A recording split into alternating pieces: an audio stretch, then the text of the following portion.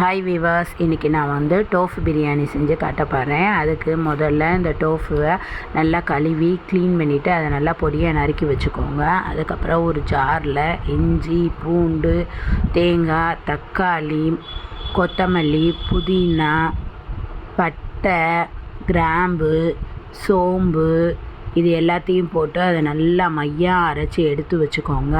இந்த டோஃபு பிரியாணி பன்னீர் பிரியாணி மாதிரி சூப்பராக இருக்குங்க.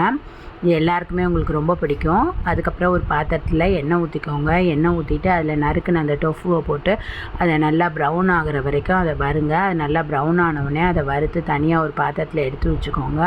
எடுத்து வச்சுட்டு அந்த எண்ணெயிலேயே சின்ன வெங்காயத்தை பொடியாக நறுக்கி போட்டு அதை நல்லா வறுங்க. அது ப்ரௌன் ஆனவுடனே அதில் அரைச்ச விழுதை கொட்டி அதையும் நல்லா வதக்குங்க.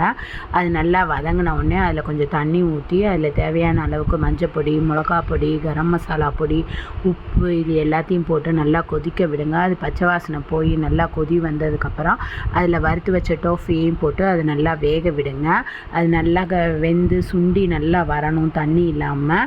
அது நல்லா சுண்டி வந்ததுக்கப்புறம் நான் ஏற்கனவே வடித்து வச்சுருக்க பாஸ்மதி ரைஸையும் போட்டு அதில் கிண்டி எடுத்துட்டிங்கன்னா இந்த டிஷ் ரெடி. இது சூப்பராக இருக்குது.